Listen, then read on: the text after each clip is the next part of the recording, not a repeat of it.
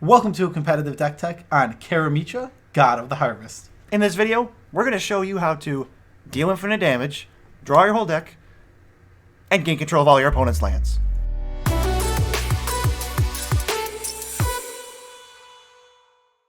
I'm your host, Joe Cherries. I'm BZ, and together we make up the Nitpicking Nerds. Before we begin, make sure to subscribe to our channel because our subscribers are 10% more likely to open a foil Hydroid Krasis. Disclaimer, the Nitpicking Nerds cannot guarantee an increased chance of opening foil Hydra Krasis. Alright, so let's explain how this deck's going to work. Now, you're going to want to use small mana ramp creatures to get out Karametra as soon as possible. Now, you're going to abuse the small creatures to ramp extremely quickly with Karametra's ability, and then you're going to create infinite loops of these small guys. So you want cards that trigger Karametra multiple times. You want ways to power out small spells over and over, and then you want a payoff to take advantage of this like loop of stuff we're going to have going. We're going to have lots of mana, and we're going to be using it all the time. So let's read Karametra and find out how she gets you lots of that mana. Shall we? Karametra, God of Harvest. 3 green-white. Legendary enchantment creature, God. 6/7. Indestructible. As long as your devotion to green and white is less than 7, Karametra isn't a creature. Whenever you cast a creature spell, you may search your library for a forest or plains card, put that card onto the battlefield tapped, then shuffle your library. Keyword here, forest or plains, not basic forest or plains, meaning you can get things like Savannah, Temple Garden, and Canopy Vista. Let's first get into the mana base. Before we can get this competitive deck to you got to know how we're going to cast all these spells. So, high basic land count in this deck, like way higher than like most competitive decks. Like when we say competitive, up above 75%. Yes. You know the 75% theory. It's above. Like we're going for not CEDH, but it's like right in between. Yep, we're going somewhere between, I'd say it's between 85 and 95%, somewhere in there. Yeah, if CDH is 100, we're like going for like 95. That's a good metric. 17 basics in the deck. You're going to need to search them out with Karametra's triggers. You're going to be so hungry to get these lands in play. That's how you're just ramping. Yep, every creature becomes a ramp spell once you have Karametra out. So if you play early ramp creatures to get your Karametra out early, you can just keep ramping on, and it's just, you get mana fast. And there are 23 potential searchable sources, counting Dryad Arbor, Mistfell Plains, and stuff like Temple Garden. Yeah. I mean, Dryad Arbor's cute when you just need a guy. And then Mistfell Plains, if you're comboing off, like this deck will do, you can re-enter things in your deck to just keep the loops going. Yep, there's a lot of things you'll want to, like, say, destroyed, let's just say, random card, Paradox Engine. You might want to put that back in your deck. To go level infinite. Other lands in this deck that are very, very useful. Oh, we're talking like, we have cards dedicated to find these lands. Things like Crop Rotation and Knight of the Reliquary are in here simply to get these two lands. Gaia's Cradle, super important in this deck. This card's ridiculous. This card will take you from being behind to suddenly being just winning, maybe. The winner. Yeah, like it's just all in one turn. Yeah, you could have like 5 mana on the field, but like 3 or 4 more extra creatures, and then you just play this Gaia's Cradle, and now you're so far ahead that you're the threat now. Oh yeah, I mean, and then it's just going to translate all the mana you're spending on this Gaia's Cradle the first time you get it. It's just becoming forests and plains. They can't do anything about it. It's a permanent advantage now. And the other one is Nykthos, which is like bad Gaia's Cradle, but it can make white mana, so still good. Yeah, and also sometimes it can potentially be better. It's not often that it is better. I've seen it. But sometimes it can be making 8-9 mana, whereas Nykthos might be making, or Gaia's Cradle might be making something like 7. Right. So we can't talk about every card in this deck, but we talk about overarching strategies as we go through things. The first category we have is, they're called enablers. So this is the effects the deck is trying to abuse. These are the cards we're casting over and over and over, primarily creatures that like Karametra's going to say, hey, get a basic, get a forest, get a plains, do it again, do it again, do it again. And now we have so many mana, so much mana, that we are just going to go infinite. And we will obviously let you know how that's going to happen. Yeah. But first we got to know what we're even abusing.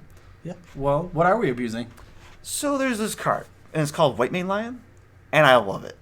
It's insane in this deck. It's so good. We'll read it. White Mane Lion. 1 white, 2/2, cat. Flash. When White Mane Lion enters the battlefield, return a creature you control to its owner's hand. That can actually be itself. Yep. And so it's 2 mana. Search your library for a plains or forest, and then it goes back to your hand.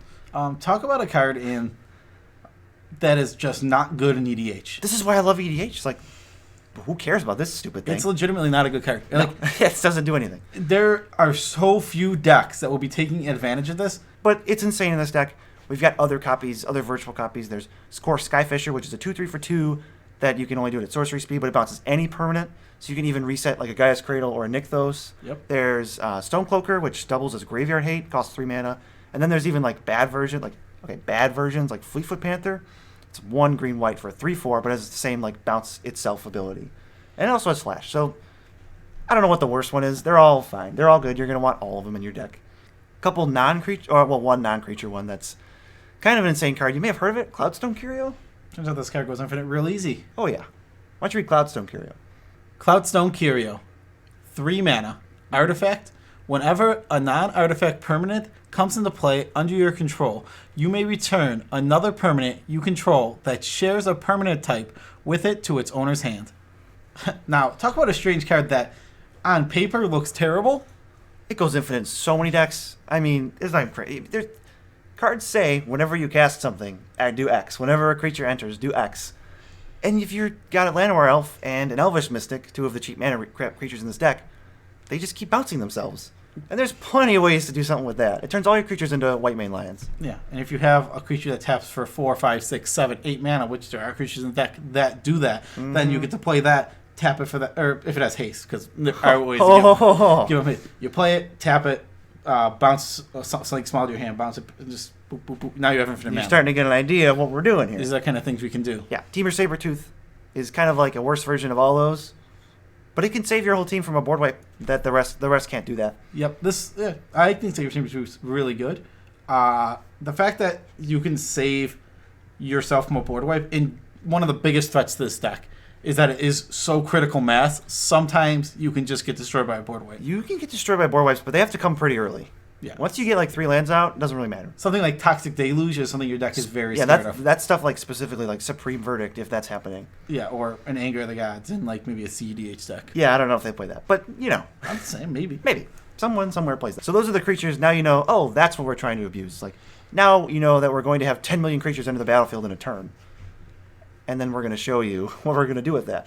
Now we're going to talk about cost reduction. We want to make those enablers even cheaper so we can go quicker, faster, and get to winning the game that much faster. They will make them cost even nothing sometimes, some of these awesome Sometimes enablers. just nothing. And now, obviously, alarm bells go off when spells cost nothing and then return themselves.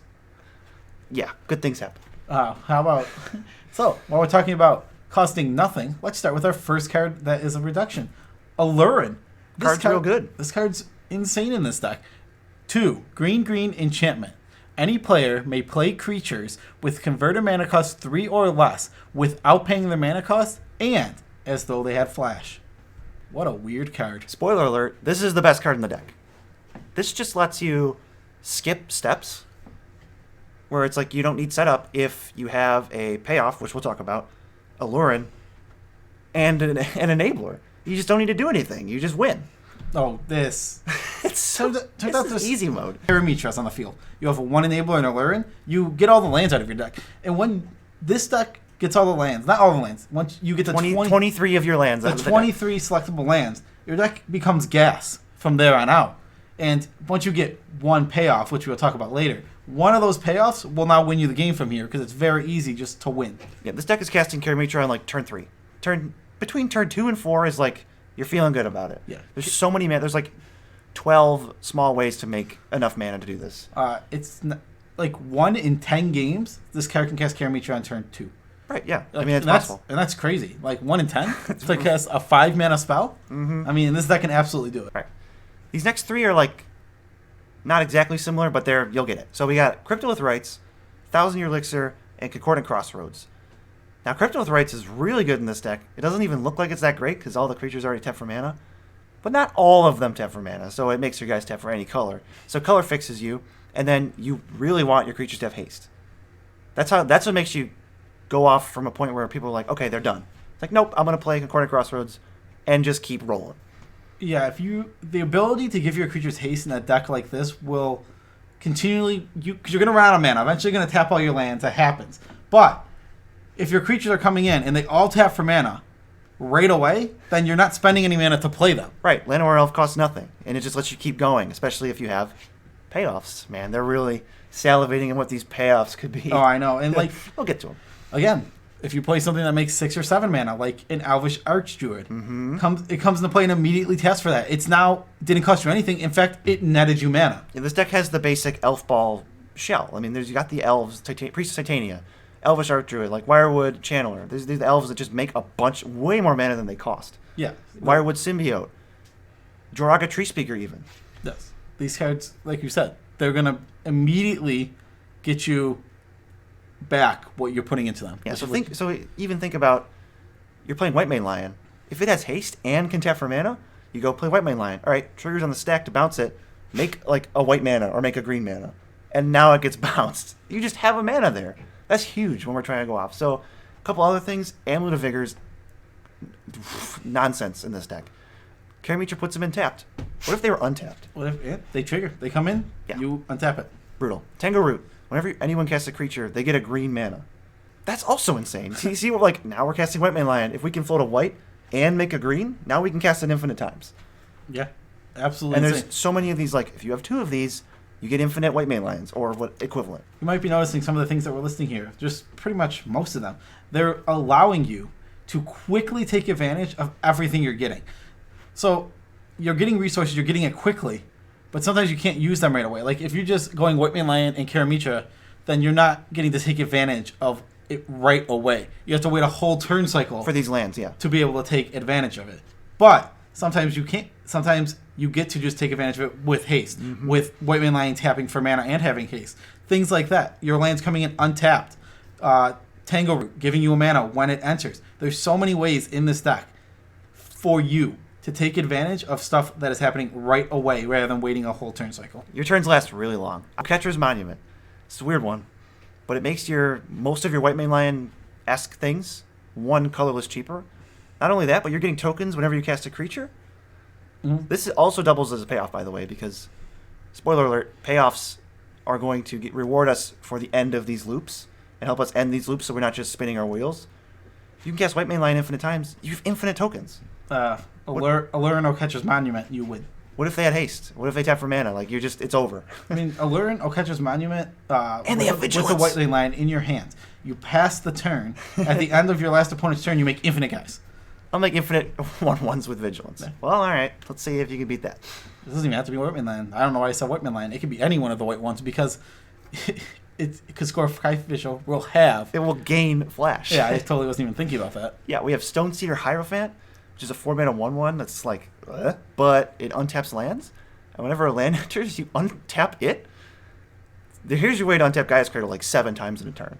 Talk about another card that is... It's bad. It's a bad Magic card. It's just bad. This is the card that, like, if it's in few decks, and they're few and far between because there's... Weird. You're not going to just throw this in a green deck. And then we have Lotus Cobra. Whew. There's fetch lands in this deck. There's Karametra in this deck. It basically functions like Amulet of Vigor, where you get the mana right away from these tap lands that come in. So, I'll play Llanowar Elf. Okay, but I'm getting the mana back right away. And you can even convert it color-wise from green to white. Yep, it's insane. Super strong card. All right, we're finally here. So, payoffs. How are we winning the game now that we have all this stuff going on? So, your creatures cost less. You're getting mana very fast. Yep. You could have all your lands out by potentially turn, as early as turn 3. Sure, yeah. As early as turn 3 in this deck, you could play 23 lands out of your deck. It's very possible. It doesn't even require that insane of a draw, honestly. Right, so now... It requires a good draw, not a perfect draw. That's true. Because there's so much stuff to assemble this critical mass and just annihilate people. This deck just annihilates people sometimes. So, let's talk about one of the first ones. We have Paradox Engine. So, casting cards over and over again? Why not untap all your things? Yeah. Let's read Paradox Engine. 5 mana, legendary artifact. Whenever you cast a spell, untap all non-land permanents you control.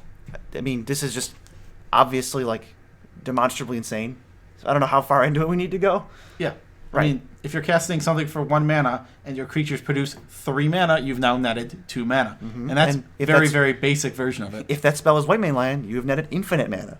So do with that what you will. We mentioned Oketra's Monument, double feature.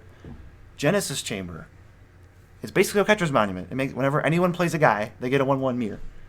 We're playing the most guys. Spoiler alert. You can have your 2 mirror. It doesn't matter.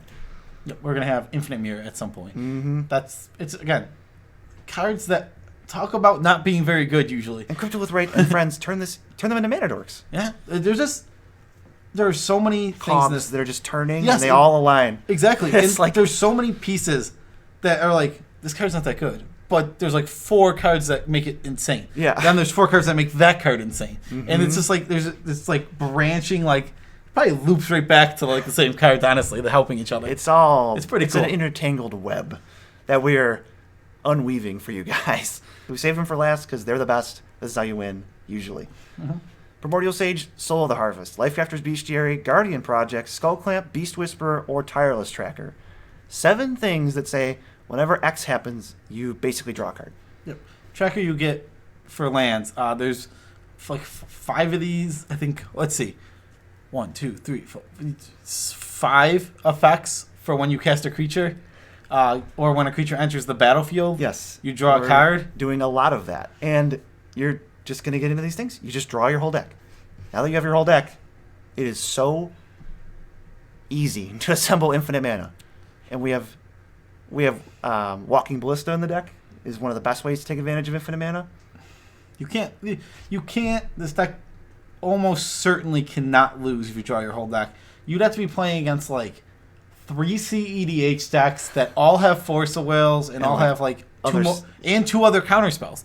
Because also at this point you're going to be able to play Misfail Planes and keep putting it back in your deck. Coming back. So I can't even like fathom how many counter spells they would need. It's tough. Maybe if they like render you silent. I mean, half the stuff is on cast anyway. This is tough stuff. Final payoff that we should mention is Guiltleaf Arc Druid. All right, this guy is 3 green for a 3/3. Whenever you play a Druid spell, you may draw a card. It's an Elf Druid.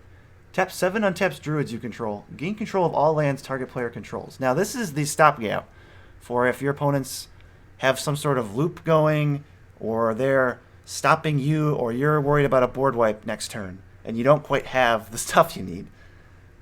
Gain control of all of their lands. Yeah, there's plenty of Druids. If you have enough Druids, obviously, gain control of everybody's lands. Paradox Engine. That's a real way to win. Well, it's just nonsense. It's one of those ways to win that doesn't technically win you the game, like bouncing all your opponent's permanents, but there's nothing you can do about it. You're just dead anyway. Right. I mean, it's like, okay, you have a couple mana rocks maybe, unless I blew them up. So it's over. It's just over. Yeah, this is a card you scoop to. It doesn't say tap 7 Druid, gain control of target player's land. It says tap 7 Druids, destroy target player. Because you're not winning from that point. Unless you have like 25 mana in mana rocks. Or something like 2 mana infinite combo where you don't need any resources to assemble it. This is how you're beating the like, oh, I have constant mists every turn. Or like Spore Frog loops. Or like something that's just like, okay. Walking Ballista also beats that. I mean, we have Spore Frog. And we have redundant ways to take care of these like corner cases where you can't just win with like Craterhoof Behemoth. Yeah. I mean, Craterhoof Behemoth also just is a payoff that is going to be your most common win. Maybe. They're really just like, it's a mixed bag. It's whatever you need to destroy them. It's one of your most common wins. Right. So, how does this deck play out? Typically, yes. So, you want to start with turns 1 and 2, playing Mana Dorks very quick and early, so you can power our Karametra by turn 3. That is like if you have it on turn 3, that is a great start. Like good for you. That's step 1. This deck has a lot of pieces that you need. You need somewhere between like 2 to 5 pieces, depending on the type of combo you're going for. To assemble this thing and get your deck in your hand. And we have plenty of tutors. Messing some of the good ones. Survival of the Fittest, absolutely insane. Fauna Shaman, worse but very good card also. Enlightened Tutor, get that Paradox Engine, get that Allure very quickly. Court of Calling, Green Sun Zenith. All of these cards are here so you can go into your deck very quickly and early. Yes. To get exactly what you need and then kill your opponents very quickly. Plenty of virtual copies of Allure in this deck. And that's that just feels good. That just feels good to do. So you've got your Karametra on turn 3. So now you're tutoring, you're assembling. You need to know the deck very well, I think. You need to know what you need to go off, or else you're just going to be like, this deck sucks. I just have a bunch of White Mane Lions in my hand. Here's something worth mentioning. I made a huge mistake playing that deck. I was playing with it the other day, and I had the guy that tutors an elf, and I thought there was no elf that could help me. But if I had just tutored and gotten Beast Caller, which is an elf. Beast Whisperer? Oh, Beast Whisperer. And just gotten Beast Whisperer, then I would have been able to win the game very easily. There's so much. Even that card. Yeah. And Insane tutor. The 3-mana 1/1. Fierce Empath. That's what it was. It tutors up Regal Force, Craterhoof Behemoth, some of the other guys that trigger on cast and you draw cards. It's tough to mention every card in this deck because they're all like so important and at the same time so replaceable.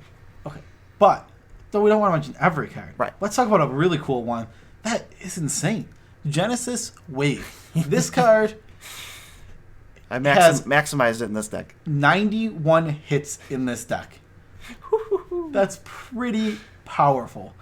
It's just the easiest. This might be almost as easy to win it with as Allura. Yeah, it's a joke. You play it for like 6, the game's over. It's really weird. You're gonna gain so much advantage just for playing it from 6, and there's so many possibilities of what can happen. Yeah, I'll play it for 20. Now the game's definitely over. Yeah, you can easily produce that mana. This is another like fast track to like, oh, you can assemble steps 1, 2, and 3, or you can just go for step 1 and then just skip the rest and win the game. The reason we didn't put this in Payoffs, it is a payoff. Don't get us wrong, but the reason it wasn't in Payoffs is because it's also worth mentioning that this card, early in the game, is able to get you an extreme advantage. It's not going to miss very often. You're putting lands in play. Like, I have 8 mana, but I don't have much to do. Play this for 5. Yeah. There's like a 5% chance that you win on the spot, but there's a 100% chance that you're just going to advance your board state. Yeah, and it's a lot of times you'll hit like a quarter crossroads and like 3 dorks. Now you have more mana. And you're just like, wait a minute. Wait a minute. No, I can keep doing stuff. I can keep doing stuff. Oh, man. So much fun to talk about. Now, you have all the tools you need to play a super sweet, competitive Karametra deck. Special shout-outs to our patrons, Dustin St. Wright, Joseph Van Bitu, and Tyler Bunn. And if you would like to mail us dollar bills, you can check the Patreon link in the description. Peace out, Tribe Scout.